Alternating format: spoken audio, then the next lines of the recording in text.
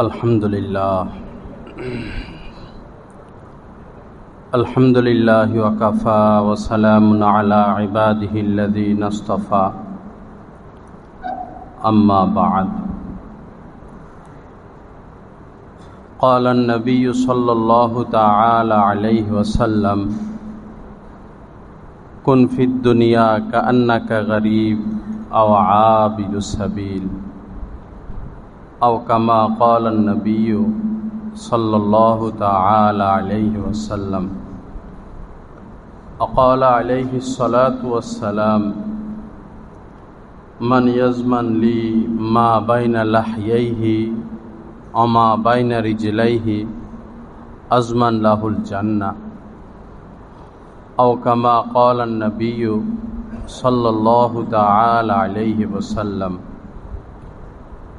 क़ाल अलैहिस्सलातु वस्सलाम अल मुस्लिमु मन सलिमल मुस्लिमूना मिन लिसानिही व यदिही वल मुअमिनु मन अमिनहुन नासु अला दिमाइहिम व अमवालिहिम अव कमा क़ाल अन्नबिय्यु सल्लल्लाहु तआला अलैहि वसल्लम। अल्लाहुम्मा सल्लि अला सय्यिदिना व मौलाना मुहम्मद व अला आलि सय्यिदिना व मौलाना मुहम्मद व बारिक वसल्लिम। रसूल करीम सल्लल्लाहु तआला अलैहि वसल्लम बोलेन, प्रकृत मुसलमान तो ओई व्यक्ति जार हाथेर क्षति थेके एवं जबानेर क्षति थेके अन्य मुसलमान निरापद थाके।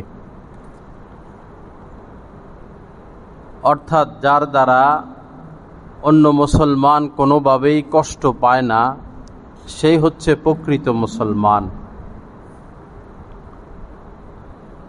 वल मुमिनु मन आमिनाहुन नासु अला दिमाइहिम व अमवालिहिम। और मुमिन ओई व्यक्तिके बला हय जार क्षेत्रे समस्त मानुष एटा मने करे जे आमार जान ओ माल तार निकट परिपूर्णभावे निरापद।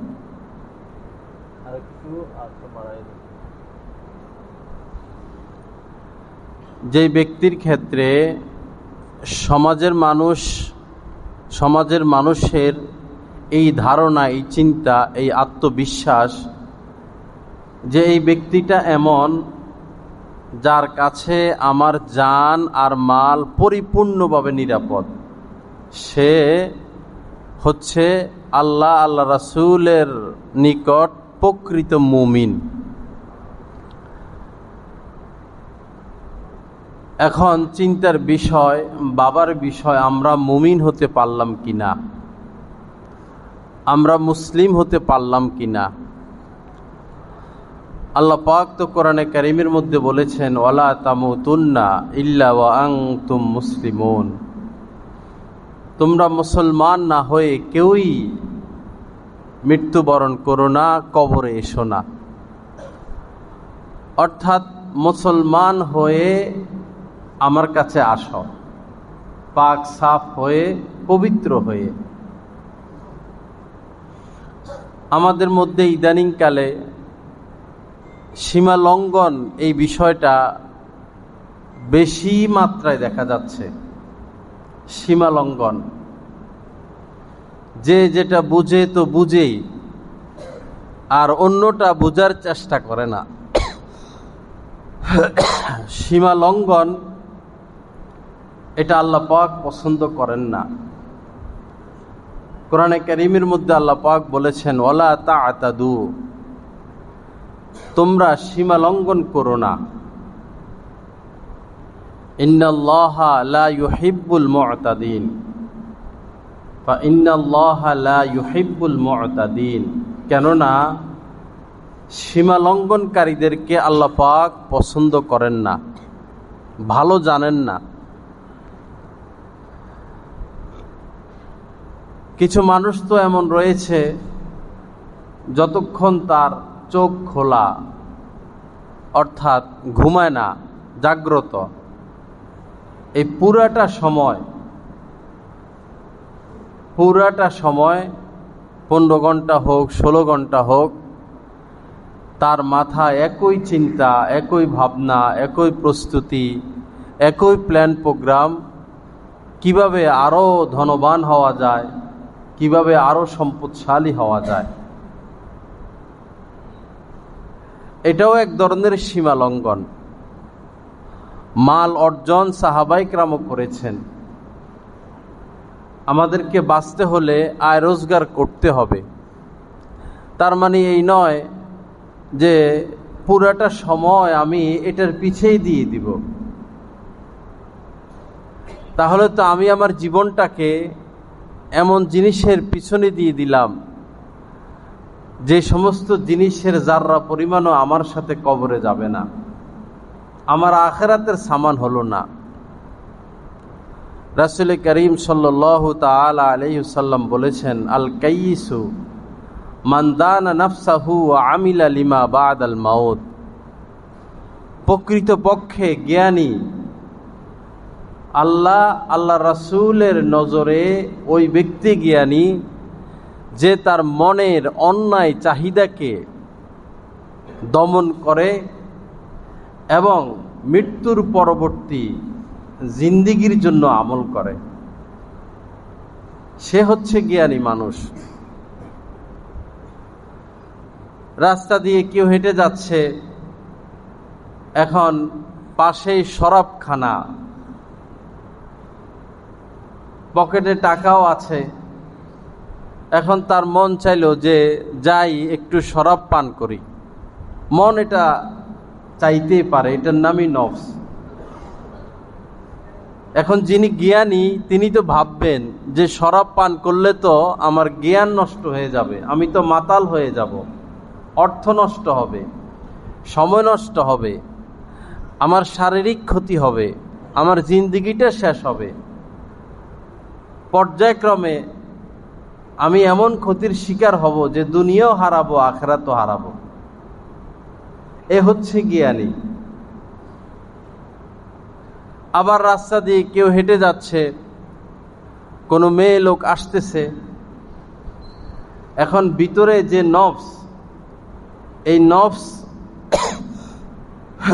ভিতর থেকেই সে চাহিদা তৈরি করবে, আগ্রহ তৈরি করবে যে দেখো তাকে দেখো। বা কোনো পরপুরুষ মহিলা হেঁটে যাচ্ছে, সামনেই কোনো পরপুরুষ, ওই মহিলার ভিতরেও নফস এই আগ্রহ তৈরি করবে যে তাকে দেখো। এখন প্রকৃত জ্ঞানী সে ব্যক্তি যে নিজেকে কন্ট্রোল করবে, যে এটা তো একটা বেহুদা কাজ, আমি যদি তার দিকে তাকাই তো আমার তো লাভ সামান্য, ক্ষতি তো অসীম। লাভ 5-10 সেকেন্ড, হয়তো চোখের একটু তৃপ্তি, একটু মজা, একটু স্বাদ, কিন্তু ক্ষতি তো অসীম। আমার সংসারের মধ্যে আগুন লাগবে, স্ত্রীর প্রতি অনীহা আসবে, আমার অন্তরটা কালো হয়ে যাবে, আল্লাহর সাথে আমার সম্পর্ক নষ্ট হয়ে যাবে, নেক আমল আর আমার ভালো লাগবে না, ভালো কাজ আমার ভালো লাগবে না। এটা তো পাপের সূচনা। তো যিনি জ্ঞানী ব্যক্তি তিনি নিজেকে কন্ট্রোল করবে না, মন তো নফস তো অনেক দিকেই টানবে, কিন্তু আমি তো আল্লাহ রাসূলের রাস্তা ব্যতীত অন্যদিকে অগ্রসর হতে পারি না। যেই পথে, যেই মতে, যেই কথায়, যেই কাজে আল্লাহ রাসূল অসন্তুষ্ট, একজন মুমিন মুসলমান কখনো সেই পথে হাঁটতে পারে না। আল্লাহ পাক জাল্লা জালালু আমাদেরকে সহি বুঝ দান করেন, আল্লাহ আমাদেরকে হেদায়েত দান করেন।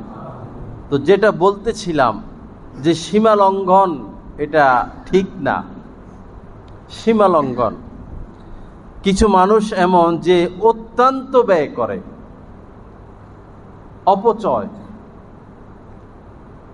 অপচয়কারীদেরকে শয়তানের ভাই বলা হয়েছে। ইখওয়ানা শায়াতিন, এরা শয়তানের ভাই। তো অধিক অপচয় এটাও একটা সীমা লঙ্ঘন। খাইতে বসলো, কিছু খাইলো, কিছু ফেলে দিল। বহু ফ্যামিলি, বহু মানুষ এমন রয়েছে যে প্রতিদিনই খানা নষ্ট করে। ভালো ফ্যামিলির ছেলেফেলেরা তো এরকম, অর্ধেক খায় অর্ধেক নষ্ট করে। অনেক মায়েরা এমন যে খানা নেয় বাচ্চাকে খাওয়াবে, তো ওই মায়ের তো চিন্তা করা উচিত যে আমার বাচ্চা কতটুকু খানা খায়। সে তো তার চেয়ে একটু কম নিবে, কিন্তু নেয় এক প্লেট, এরপরে যা খাওয়াইতে পারে তো খাওয়ায়, বাকিটা ফেলে দেয়। তা আমি যে এতগুলো খানা তৈরি করলাম, আমি সারা জীবন চেষ্টা করেও কি একটা ভাত তৈরি করতে পারবো? কোনো মানুষের দ্বারা কি একটা চাউল তৈরি করা সম্ভব?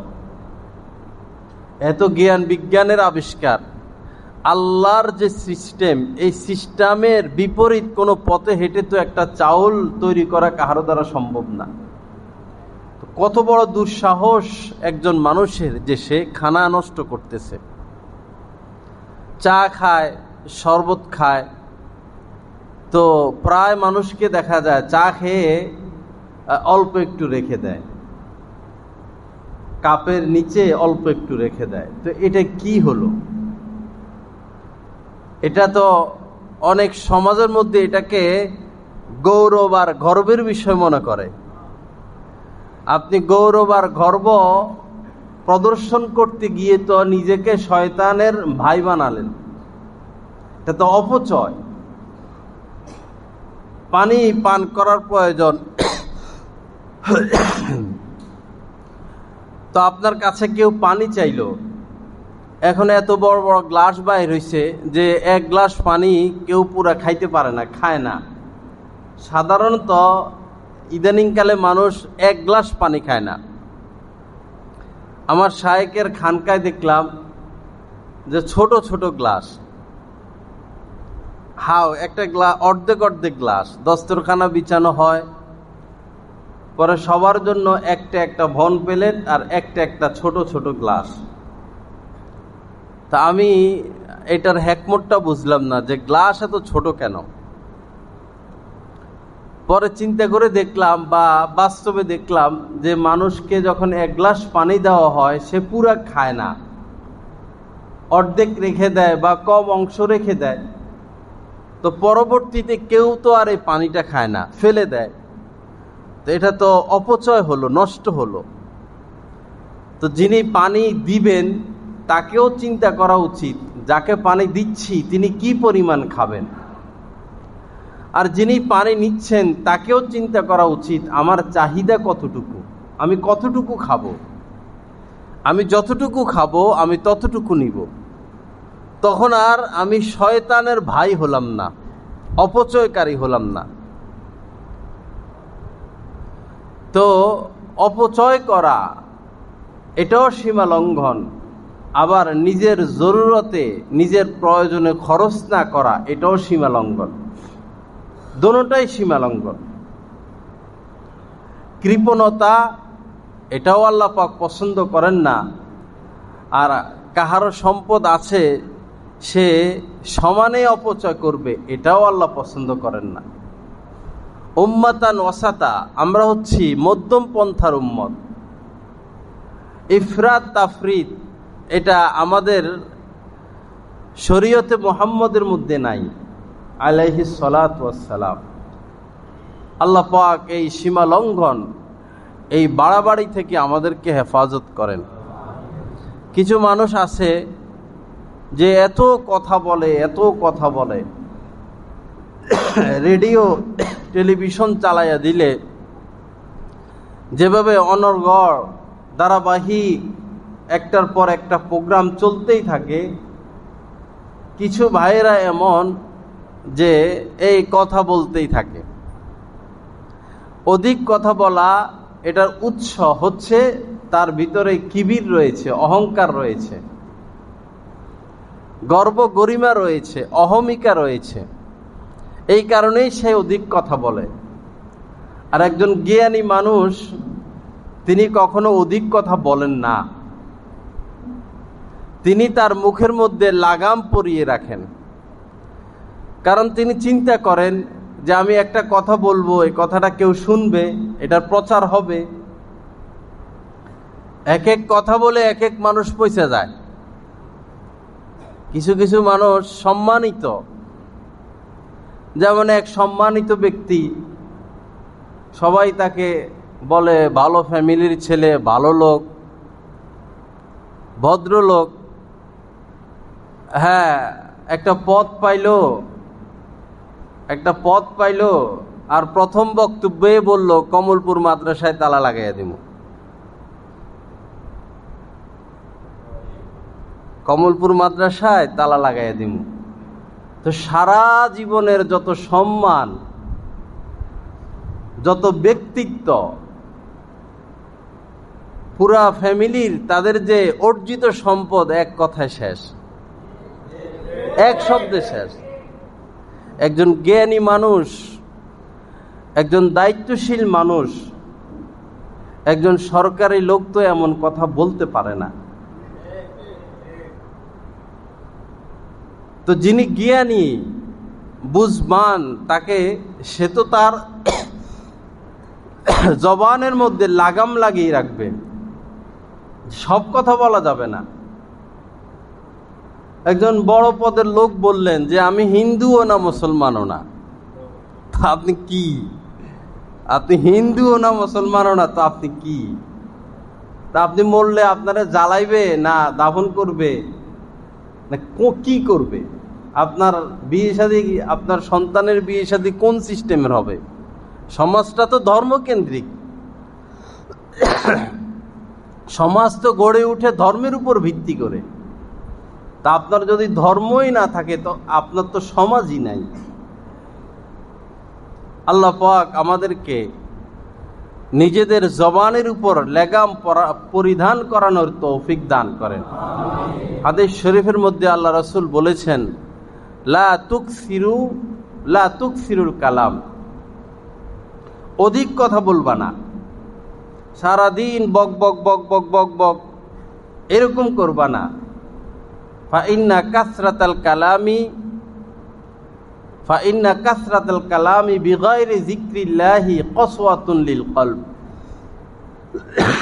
আল্লাহ রাসূল বলেছেন যে এই অধিক কথা বলা, আল্লাহ পাকের জিকির ব্যতীত কথাই বলতে থাকা, এটা হচ্ছে অন্তর শক্ত হওয়ার কারণ। অন্তর শক্ত হওয়ার কারণ, অন্তর শক্ত হয়ে যায় বেশি কথা বলতে বলতে। সারাদিন কেউ কেউ আছে মোবাইলে কথা বলে, ফোন যতগুলো আসবো ততগুলোই ধরবো, আর এত কথা, আর এত কথা। এই ফোন এটা তো একটা যন্ত্র, এটা কানে বেশি লাগাইলে কানের ক্ষতি, হাতে বেশি রাখলে হাতের ক্ষতি, বুকে বেশি রাখলে বুকে ক্ষতি, আর চোখের সামনে বেশি ধরে রাখলে চোখের ক্ষতি। চোখ নষ্ট হয়ে যাবে।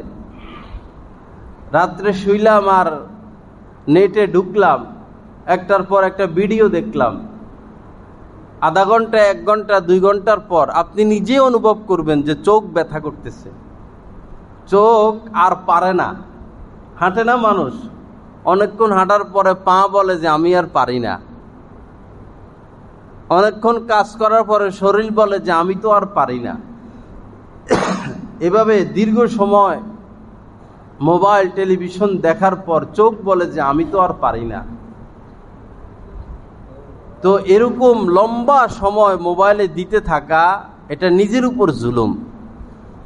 অচিরেই চোখ নষ্ট হয়ে যাবে, মানসিকতা নষ্ট হয়ে যাবে, রুচি নষ্ট হয়ে যাবে, স্বভাব নষ্ট হয়ে যাবে। ইসলামী যে সংস্কৃতি, ইসলামী যে সমাজ, ইসলামী যে চিন্তা ভাবনা, ইসলামিক যে রুচি, এগুলো থেকে আমি বঞ্চিত হয়ে যাব।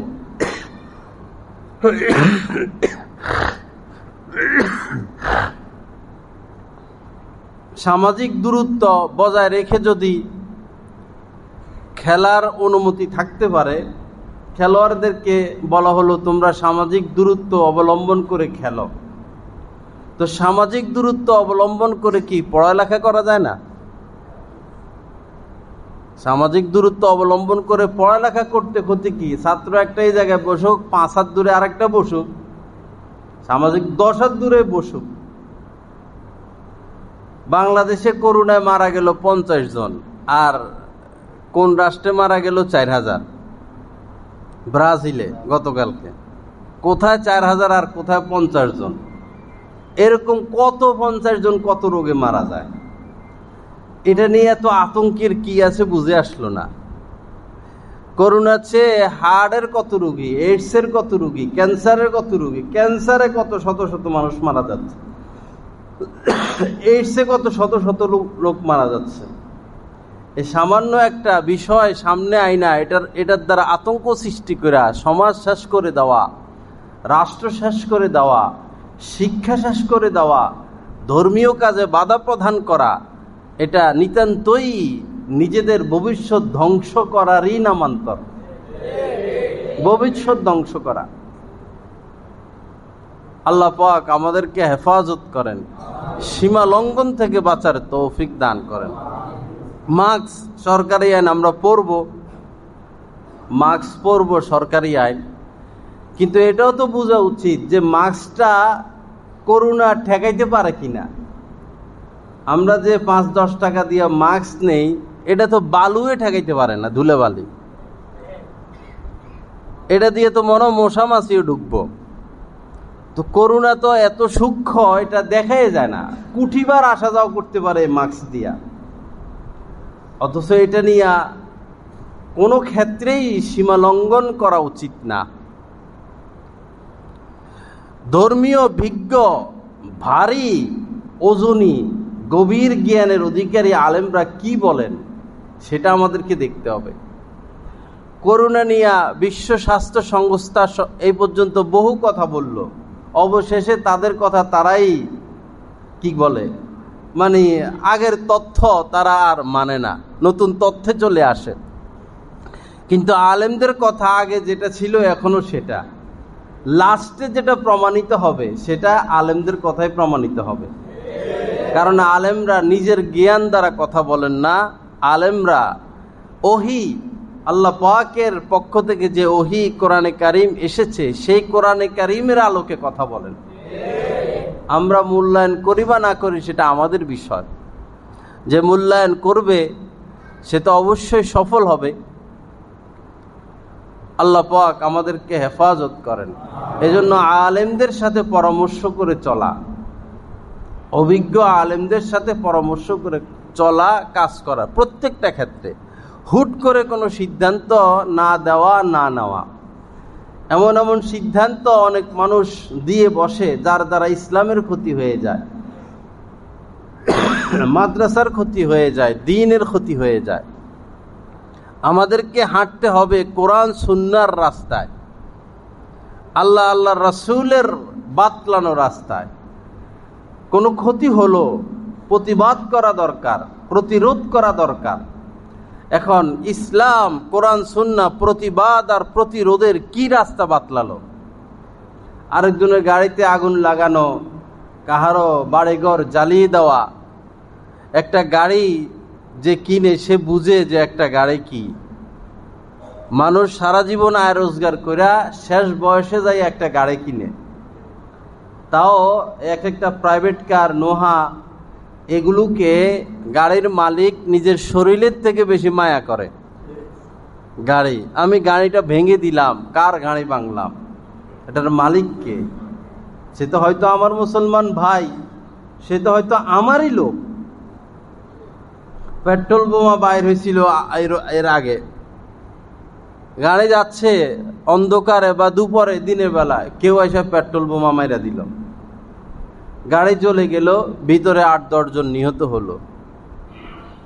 তো এই গাড়িটা তো আমার দলের লোকেরও হতে পারে। এই গাড়ির ভিতরে তো মাসুম লোকও আছে, শিশু বাচ্চাও আছে। এটা কোন আইনে বলে? না ইসলামী আইন, না জাগতিক কোনো আইন, কোন আইনের ধারায় এই জিনিসটা পড়ে যে আমি গাড়িটা জ্বালাইয়া দেই?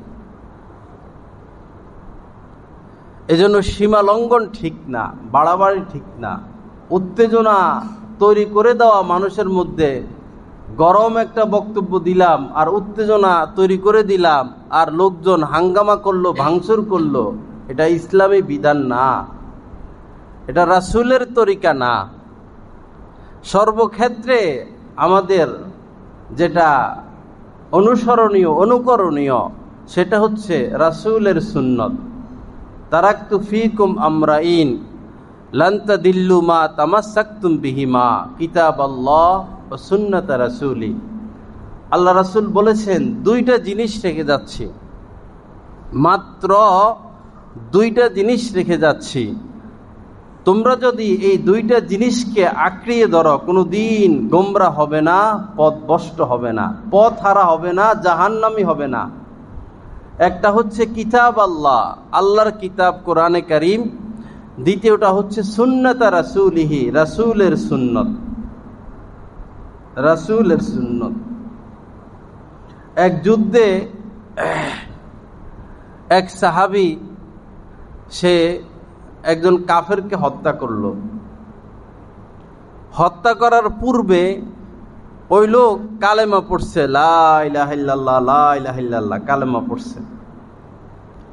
তো যিনি হত্যা করলেন তিনি বললেন যে তুমি তো এখন ভয়ে, মৃত্যুর ভয়ে কালেমা পড়তেছো, আমারে ধোঁকা দিতেছ।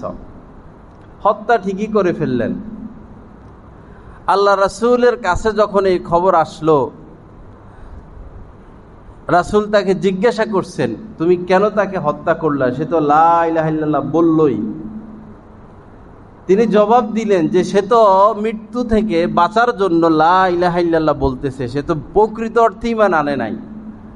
আল্লাহ রাসূল বললেন তুমি কি তার অন্তর ছিঁড়াইয়া দেখছো, সিনা ছিঁড়াইয়া দেখছো যে সে মৃত্যুর ভয়ে কালেমা পড়লো নাকি সত্যিকারে কালেমা পড়লো, তুমি অন্তর ফাড়াইয়া দেখছো? তার মানে রাসূল এটা পছন্দ করেন নাই। যুদ্ধের ময়দানে যখন সাহাবায়ে কেরাম যাইতেন, রাসূল নসিহত করে দিতেন বুড়া মানুষ, বৃদ্ধ মানুষদেরকে হত্যা করবা না, শিশুদেরকে হত্যা করবা না, নারীদেরকে হত্যা করবা না, গাছ কাটবা না, এরকম নসিহত করে দিতেন। নিরপরাধ লোকদের উপর হামলা করবা না, এটা রাসূলের শিক্ষা।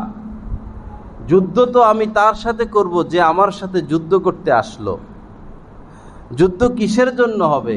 দ্বীন কায়েমের জন্য হবে, দ্বীন কায়েমের জন্য। আল্লাহ পাক আমাদেরকে সহি বুঝ দান করেন, সহি জ্ঞান নসিব করেন। আল্লাহ পাক আমাদেরকে হেদায়েত দান করেন।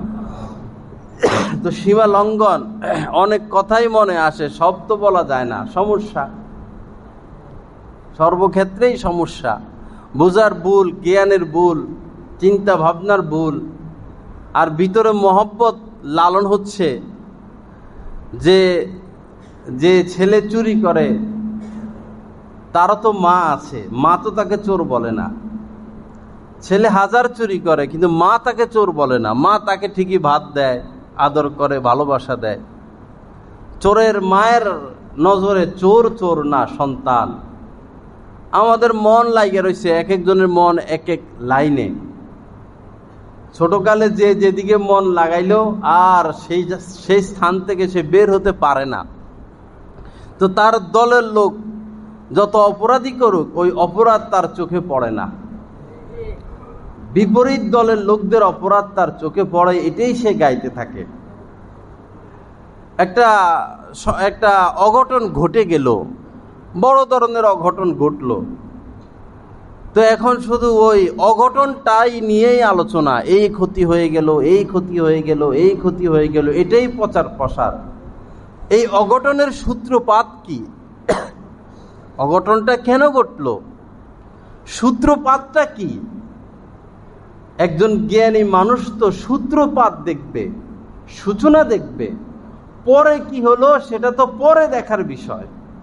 2 গ্রামে মারামারি লাগলো, 500 মানুষ নিহত হলো, ঘরবাড়ি সব ভাঙচুর, এটা তো পরের বিষয়। এখন যদি শুধু সেটাই আমরা দেখি, এই হয়েছে, এই হয়েছে, এই হয়েছে, ভাই সূত্রপাত কি? আমাকে তো সূত্রপাত দেখতে হবে, না হলে তো আমি আসল জিনিসটা উদ্ধার করতে পারবো না। হযরত থানবী রহমতুল্লাহ আলাইহি ঘটনা বর্ণনা করছেন, কোনো এক লোকের সাথে শয়তানের দেখা।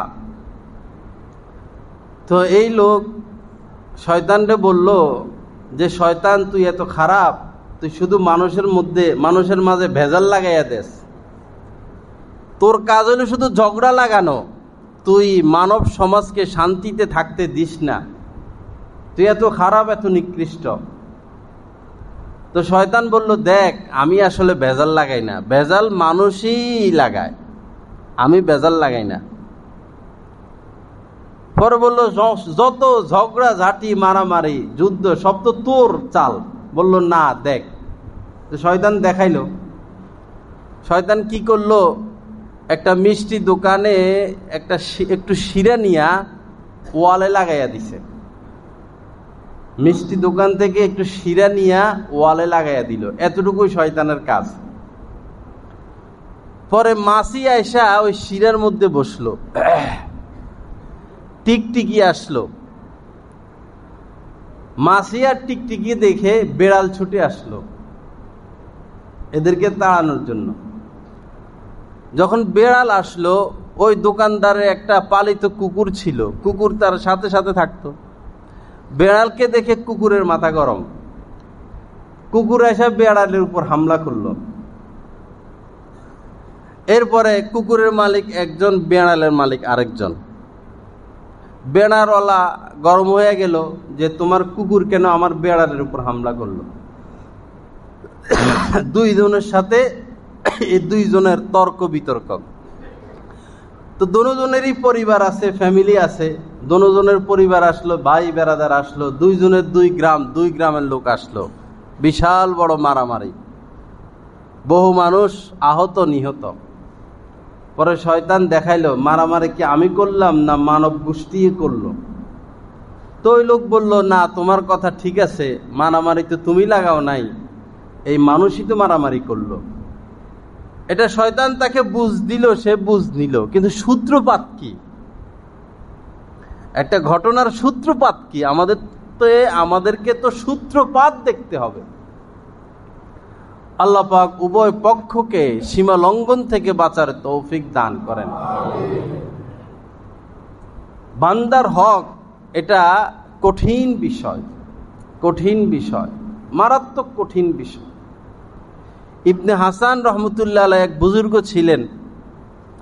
তিনি আগের জামানায় তো সাবান ছিল না, মাটি দিয়েই হাত ধুইত মানুষ। তো কোনো কারণে হাতে ময়লা লাগছে, এখন হাত ধুইতে হবে। পরে জমিনের থেকে একটু মাটি নিয়ে হাত ধুইছেন। পরক্ষণে তার মনে পড়লো যে কার জমিনের মাটি দিয়ে হাত ধুইলাম। চিন্তাটা দেখেন, কার জমিনের মাটি দিয়ে হাত ধুইলাম, আমি তো তার অনুমতি নিলাম না। পরে তিনি জমিনের মালিককে খুঁজলেন, অনেক খোঁজাখুঁজি করেও মালিক খুঁজে পেলেন না, মাপও চাইতে পারলেন না। এই যে অপরাধটা, বান্দার হক নষ্ট হলো মাটি দিয়ে হাত ধুইতে গিয়ে, এই অপরাধটার কারণে ইবনে হাসান রহমতুল্লাহ আলাইহি 40 বছর পর্যন্ত শিশুদের মতো কান্নাকাটি করেছেন। আল্লাহ আমার এই গুনাহটা আপনি মাফ করে দেন, আল্লাহ আমার এই অপরাধ মাফ করে দেন, আল্লাহ আমি ভুল করেছি, অন্যের জমিনের মাটি দিয়ে হাত ধুয়েছি, আপনি আমাকে মাফ করে দেন।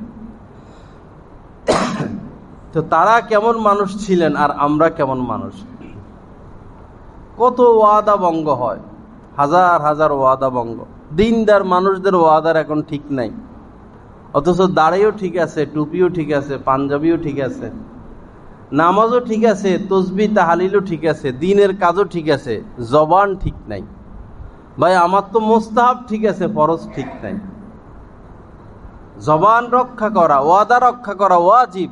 লা ঈমান লিমান লা আমানাত লা। আল্লাহ রাসূল বলেছেন, তার মধ্যে তো ঈমান নাই যার মধ্যে আমানতদারিতা নাই। আমানতদারিতা, একজন ডাক্তার সে রোগীকে দেখবে, এখন এই রোগী তার নিকট আমানত, রোগীর এই রোগ আমানত, তাকে সঠিক চিকিৎসা দিতে হবে। ভুল চিকিৎসার কারণে বাংলাদেশে ভোগান্তি বেশি। ভুল চিকিৎসা, হাড্ডি জোড়া লাগায়, পঙ্গু হাসপাতাল বিভিন্ন জায়গায়, এটা তো আল্লাহর কুদরতি ফায়সালা। ওই পজিশন মিলে দিলে অটোমেটিকলি হাড্ডি জোড়া লাগে। আমাদের দায়িত্ব হলো পজিশনটা মিলে দেওয়া। দেখা যায় এমনি মিলেবে লাগায় দেয় উল্টা বাঁকা, একজন মানুষের জীবন শেষ। ভুল চিকিৎসার কারণে যে চিকিৎসা করতে 5,000 টাকা খরচ হতো, সেই চিকিৎসায় লেগে যায় 50,000, 1 লাখ, 5 লাখ। ভুল চিকিৎসা। আমার যখন অ্যাক্সিডেন্ট হয় সিলেটের পথে, তো প্রথমে তো ওই দিকের এক হাসপাতালে নেওয়া হলো।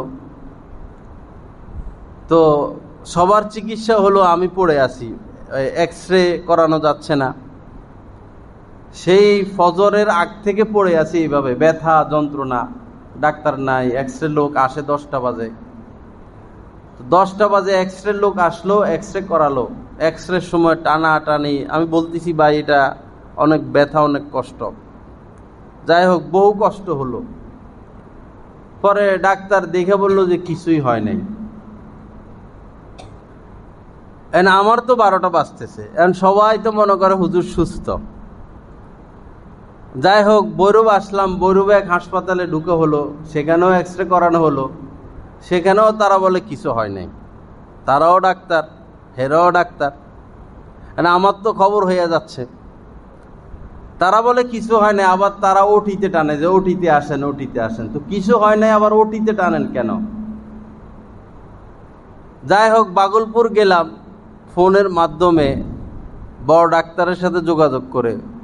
উনি এই এক্সরেগুলো দেখে বললেন যে বল বাইর হয়ে গেছে, কোমরের জয়েন্টের বল বাইর হয়ে গেছে। 21 দিন আমরা পা ঝুলিয়ে রাখবো, তাহলে বলটা জায়গায় যাবে। এরপরে একটা অপারেশন করতে হবে, এটা বাগলপুরে নাই। পরে আমার পায়ের যে অবস্থা, এখানে টোকাও দেওয়া যায় না, এত ব্যথা। ঝুলাইয়া রাখবে এটা শুনে আমি ভয় পেয়ে গেছি। পরে আমার শায়েকের সাথে যোগাযোগ করলাম। হযরত বললেন যে ভোগান্তির শেষ নাই, পিজিতে যাইবা, পঙ্গুতে যাইবা, চিকিৎসা পাইবা, ভোগান্তির শেষ নাই। বহুত কষ্ট হবে, তুমি আসো, আমি ব্যবস্থা করি। ঢাকা গেলাম। ডাক্তার সাহেব ওই দিন ছিলেন না মনে হয়, ডাক্তারের পিএস আসছেন। পরের দিন সকালে যাইতে যাইতে রাত 12টা। ডাক্তারের পিএস এসে, পিএস সে ডাক্তার না, ডাক্তারের পিএস এসে এক্সরে দেখে বললেন বল বাইর হয় না, বল ঠিক আছে। পিএসএ বলতেছে, এ ডাক্তার না, তবে হাড্ডি ভেঙে গেছে। পরে ডাক্তারের কাছে মোবাইলে এক্সরে পাঠানো হলো। ডাক্তারও একই কথা বললেন যে বল ঠিক আছে, হাড্ডি ভেঙে গেছে। তো শায়েকের মাধ্যমে এমন ডাক্তার পাইলাম যে কোনো টেস্ট টুস্ট করে না। অন্য জায়গায় গেলে তো আধা ঘন্টার ভিতরে 20-30 হাজার শেষ। কোনো টেস্ট নাই, শুধু ডায়াবেটিসটা উনি দেখছেন। এরপরে অপারেশনের আগের দিন সিটি স্ক্যান করছেন, এতটুকু টেস্ট। না রক্ত, না প্রস্রাব, না পায়খানা, না এই এক্সরে, না সেই এক্সরে, নতুন কোনো এক্সরেও তিনি করান নাই। অপারেশন মানে ডাক্তার বলছেন যে এই সমস্যা। আলহামদুলিল্লাহ অপারেশন হয়েছে। তো আসলে ভালো মন্দ মিলে 3 জায়গায় ঘুরলাম, 3 রকম বক্তব্য। আর যখন অভিজ্ঞ ডাক্তারের কাছে গেলাম, ডাক্তারের পিএসএ বলে দিল না সমস্যা এটা না, সমস্যা আরেকটা। তো যদি এদিকে চিকিৎসা করাইতাম তো কত ভোগান্তি হইতো, কত হেনস্থা হইতো, কত কষ্ট হইতো। তো একজন ডাক্তারের কাছে একজন রোগী আমানত। তো যে ডাক্তার সাহেব আমার অপারেশন করেছেন, কোনো টেস্ট তো করানোই নাই। 21 দিন পর আবার গেলাম। এখন তো অন্তত একটা এক্সরে করায় তিনি দেখবেন। তিনি এক নজর আমার পায়ের দিকে তাকাইছেন। ওনারা তো বুঝেন সমস্যা হলে তো পা ফুলে থাকবে বা কোনো আঙ্গুল অচল থাকবে। পিএস বলতেছে স্যার একটা এক্সরে করাবো কিনা, কোনো ঠিক আছে কিনা। উনি বললেন ঠিক আছে, সব এক্সরে লাগবে না। এরে হলো ডাক্তার, সেবা বুঝে। পরে শুনলাম যে ওই ডাক্তারকে বাংলাদেশের বড় এক হাসপাতাল থেকে 30 লক্ষ টাকা মাসে বেতন দেওয়ার প্রস্তাব দিয়ে রাখছে। উনি শুধু যাবেন, বসবেন আর টেস্ট দিবেন। ওনার ভিজিট তো উনি পাবেনই।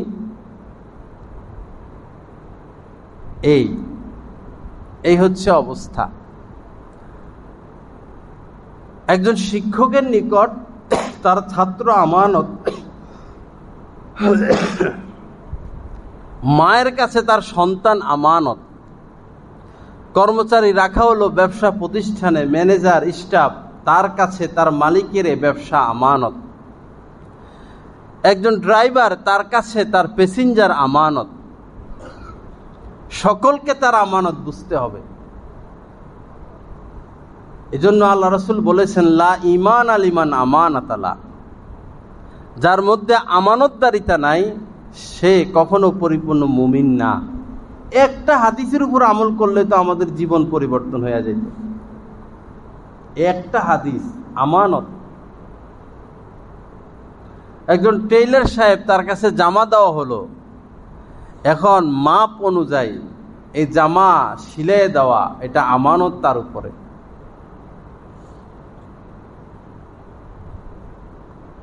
আমাদের প্রত্যেকের উপরে এরকম কিছু না কিছু আমানত আছে। স্ত্রীর উপরে স্বামীর আমানত রয়েছে, স্বামীর উপরে স্ত্রীর আমানত রয়েছে। সবাই পাইকারি হারে আমরা আমানতের খেয়ানত করি। ধর্মীয় যারা স্কলার, আলেম, খতিব, তাদের উপরে আওয়ামুন নাসের দ্বীন ঈমান রক্ষা করা আমানত। সাধারণ জনতার একজন ইমামের উপর তার মুসল্লি আমানত। এখন আমরা তো ওই হুজুগে যে একটু গরম মারতে পারে, নারায়ে তাকবীর কথায় কথায় বস লক্ষ লক্ষ মানুষ উপস্থিত, তো কি হইলো, আমার কি পরিবর্তন হইলো? সেও গরম করলো, আমিও গরম হলাম, আমার দিল তো গরম হলো না, আমার ঈমান তো গরম হলো না। গরম তো করতে হবে অন্তর আত্মাকে, এমন গরম যে না, আমি পাপের পথে হাঁটবো না।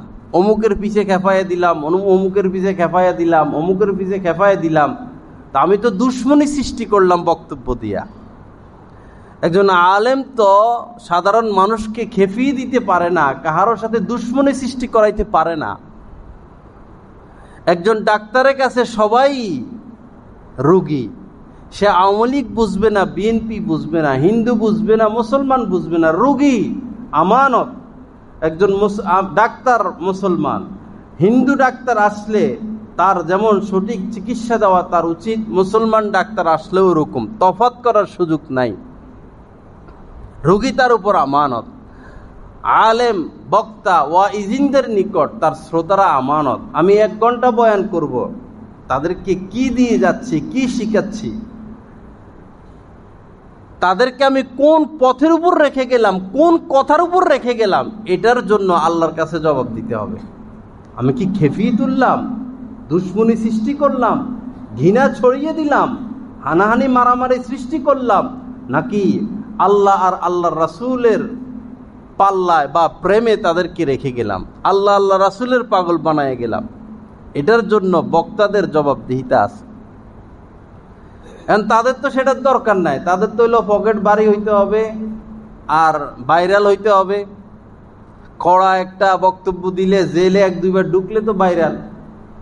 আগে যদি 20,000 পাইতো, এখন পায় 50,000, এরপরে পায় 1 লাখ। 1 লাখেও এখন বক্তাদেরকে, অনেক বক্তাদেরকে পাওয়া যায় না। 2 লাখ, 3 লাখ, আবার দালালরে দিতে হয়। সমস্যা, আমরাও দিন বুঝি না, আর কার থেকে দিন শিখবো সেটাও আমরা বুঝি না। ফাসআলু আহলা যিকরি ইন কুনতুম লা তা'লামুন। আল্লাহ পাক বলেছেন দিন শিখবা যে দিনের গভীর জ্ঞান রাখে। গভীর জ্ঞান, ভার আছে যার মধ্যে, যার কথার মধ্যে ভার, চলার মধ্যে ভার, জিন্দেগির মধ্যে ভার, সুন্নতের নূর দ্বারা যিনি নূরান্বিত, যার কথা কাজে জিন্দেগি সমান, আগে তাকে যাচাই করতে হবে। ইন্না হাযাল ইলমা দীনুন ফানজুর ফাংদুরু আম্মান তাখুযুনা দীনাকুম। মুসলিম শরীফের মধ্যে ইবনে সিরিন থেকে বর্ণিত যে এই দিন, এই হাদিস, এই ইলম, এটা হচ্ছে দিন। কার থেকে দিন শিখতেছ?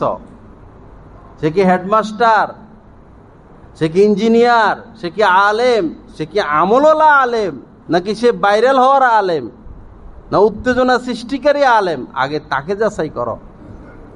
সবার থেকে দিন শিখা যাবে না, সবার থেকে দিন শিখা যাবে না। আপনি অসুস্থ, 10 জন ডাক্তারের থেকে ওষুধ খান, বাঁচবেন না মরবেন? আপনি অসুস্থ, আপনি তো বিজ্ঞ কোনো ডাক্তারের শরণাপন্ন হবেন। বিজ্ঞ থেকে বিজ্ঞ ডাক্তার খোঁজা আপনার দায়িত্ব, এবং তার পরামর্শ অনুযায়ী আপনাকে চলতে হবে, তখন আপনি সুস্থ হবেন। 10 জনে 10 কথা বলে, 10 জনের কথা আপনি শুনেন, তা আপনি কোন পথে যাবেন?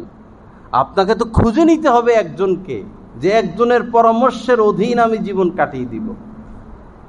অনেক মানুষ পরামর্শ করে না, সিদ্ধান্ত বলে যে আমি এই করতে চাই, এই করবো।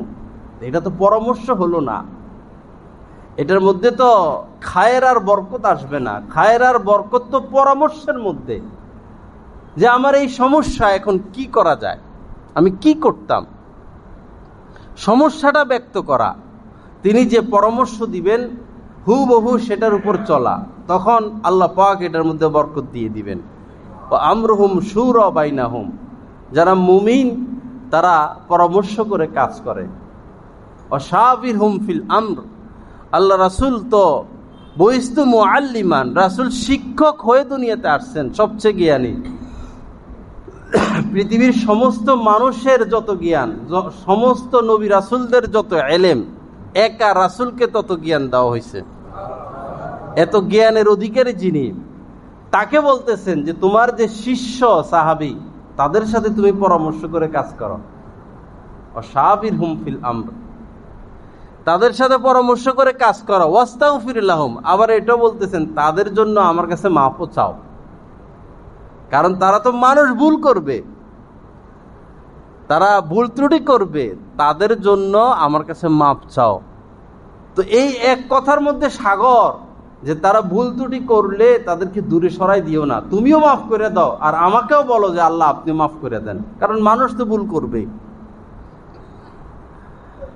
তো একজনের অধীন থাকা, অনেকে জায়গায় জায়গায় বায়াত হয়, জায়গায় জায়গায় বায়াত হয়, এটা কি সিস্টেম ভাই? জায়গায় জায়গায় কেন আপনি বায়াত হবেন? একজনের পাইছেন বায়াত হয়ে গেছেন, এটা তো সিস্টেম না।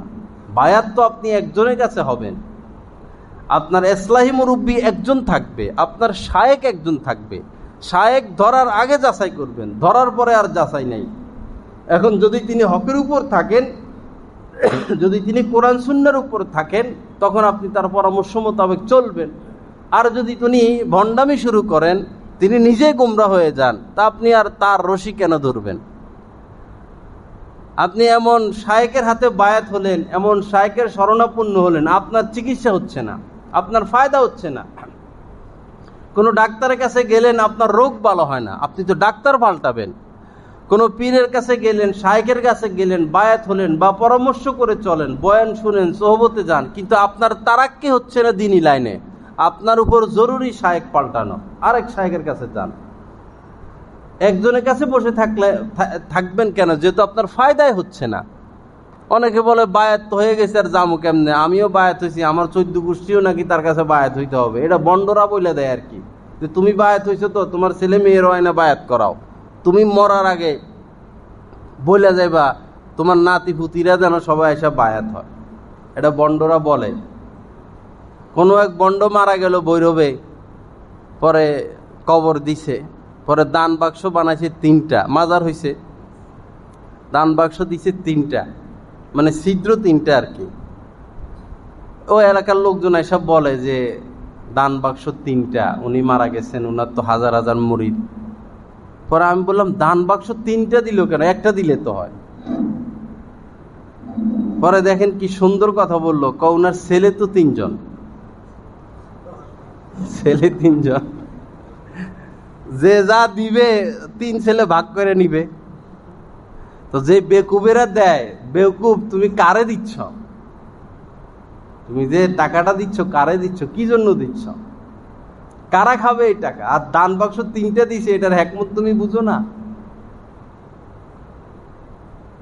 শাহ আলী মাজার আছে মিরপুর 1, আমি ছাত্র বয়সে একবার গেছি, গলা পরিমাণ টাকা, অনেক গর্ত, টাকা ফালাইতে ফালাইতে ফালাইতে ফালাইতে টাকার সমুদ্র। আমার তো ভাবা উচিত এই টাকাগুলো নেয় কে, খায় কে, এটার মালিক কে, এটার দ্বারা কাজ কি হচ্ছে। আর আশপাশ যখন হাঁটা হয় বিভিন্ন এই সমস্ত জায়গায় রাত্রে, শুধু গাঁজার গন্ধ, শুধু গাঁজার গন্ধ। আপনি টাকা দিচ্ছেন, গাঁজা খাইব না? ফিরি ফিরি পাইছে। আল্লাহ আমাদেরকে সমজ নসিব করেন। শাহজালাল রহমতুল্লাহ আলাই বাংলাদেশের শীর্ষ বুজুর্গদের মধ্যে একজন, শীর্ষ বুজুর্গদের মধ্যে একজন আসছেন দিনের খাতিরে। উনাকে তো শ্রদ্ধা করা, উনার কবরটা রক্ষা করা আমাদেরও দায়িত্ব, আমাদের সরকারেরও দায়িত্ব। কিন্তু উনার এই কবরে মাজার করে লিজ দেয়, লিজ। মাজার কর্তৃপক্ষ বিভিন্ন ধনী বা বিভিন্ন টেন্ডার হয় না, এই টেন্ডার হয়, লিজ দেয়, উঠায় যে 1 বছর লিজ দেওয়া হবে এরকম 20 কোটি, 50 কোটি, 100 কোটি, 500 কোটি। তো আসে দালালেরা, যার সম্ভব হয় সে 500 কোটি টাকা দিয়া 1 বছরের জন্য লিজ নিয়ে নেয়। তো 1 বছরের টাকা যা আসবে সে নিয়ে যাবে, আর ওই কর্তৃপক্ষ 5 কোটি বা 50 কোটি পাইয়ে গেল। এগুলো বলতে গেলেও সমস্যা। আল্লাহ তো সকলকে জ্ঞান দিছেন, সকলকে জ্ঞান দিছেন। একটা কুকুরেরও জ্ঞান আছে ভাই, কুকুর তো আগুনে লাভ দেয় না, কুকুরেরও জ্ঞান আছে, সকলেরই জ্ঞান আছে। আপনি আপনার জ্ঞানটা খাটান না, আপনি হক চিনেন না, হক যাচাই করেন। আল্লাযীনা জাহাদু ফীনা লানাহদিয়ান্নাহুম সুবুলানা। আল্লাহ পাক বলেছেন, কেউ যদি হক তালাশ করতে চায়, আমাকে পেতে চায়, সঠিক রাস্তা কেউ যদি পেতে চায়, হেদায়েতের অসংখ্য রাস্তা তার জন্য খুলে দিব। সুবুলানা বলছেন, সাবিলুন অহেদ, সুবুল মানে জমা, সাবিল মানে রাস্তা, এটার বহুবচন হলো সুবুল, মানে অসংখ্য রাস্তা আমি খুলে দিব। তা আমি দিল থেকে, প্রাণ থেকে, ভিতর থেকে আমি চাই কিনা হক, আমি জান্নাত চাই কিনা, আমি কালেমা নিয়ে মরতে চাই কিনা, এটা আমার আগে প্রস্তুতি নিতে হবে। এরপর আমাকে চেষ্টা করতে হবে, হক যাচাই করতে হবে। আল্লাহ পাক আমাদেরকে হকের পিয়াস, হকের তালাশ নসিব করেন, সীমা লঙ্ঘন থেকে আমাদেরকে বাঁচার তৌফিক দান করেন, আল্লাহ ওয়ালা হওয়ার তৌফিক দান করেন, আমানত রক্ষা করার তৌফিক দান করেন। লাস্টে যে কথাগুলো হলো আমানত রক্ষা করা, এই বিষয়টা খুব খেয়াল করবেন। বিশেষ করে বর্তমানে সন্তানদের আমানত নষ্ট হচ্ছে, ঘরে থেকে থেকে একবারই বরবাদ, একবারই বরবাদ, একবারই বরবাদ, চোখ নষ্ট হয়ে যাচ্ছে, হাড় নষ্ট হয়ে যাচ্ছে। একটা ছাত্র মাদ্রাসা ভর্তি করাইছে, পরে বাচ্চারা তো দৌড়াদৌড়ি করে, তো বিরতি দেয় বিভিন্ন সময়। এ বাচ্চা দৌড়াদৌড়ি করে না, এটা বসে থাকে, খেলে না। ওরা খেলার সুযোগ দিছে, খেলো, কিন্তু এটা খেলে না, এটা বসেই থাকে। পরে তার অভিভাবককে জিজ্ঞাসা করা হলো, আপনার বাচ্চাকে আমরা বিরতি দেই, খেলতে সুযোগ দেই, কিন্তু সে বসেই থাকে, কারণ কি? পরে মা বলল যে দীর্ঘদিন লকডাউন, স্কুল বন্ধ, আমার বাচ্চাটা ওই বাসায় থেকে থেকে সারাদিন গেমস খেলতো, গেমস খেলতে খেলতে খেলতে খেলতে বসে বসে গেমস খেলে, তো খেলতে খেলতে খেলতে খেলতে কার্টুন দেখতে দেখতে এখন তার বসে থাকার অভ্যাস হয়ে গেছে। এখন গুদা মারলেও দাঁড়ায় না, সারাদিনই বসে থাকে। তো এইভাবে সন্তানদের আমানত নষ্ট হচ্ছে। আল্লাহ আমাদেরকে হেফাজত করেন, আল্লাহ জ্ঞান বুদ্ধি নসিব করেন, আল্লাহ হক যাচাইয়ের তৌফিক দান করেন। যার উপর যে আমানত, তাকে সে আমানত রক্ষা করার তৌফিক দান করেন। ওয়া আখির দাওয়ানা আলহামদুলিল্লাহি রাব্বিল আলামিন। সাল্লাল্লাহু আলা নবিয়িল কারীম।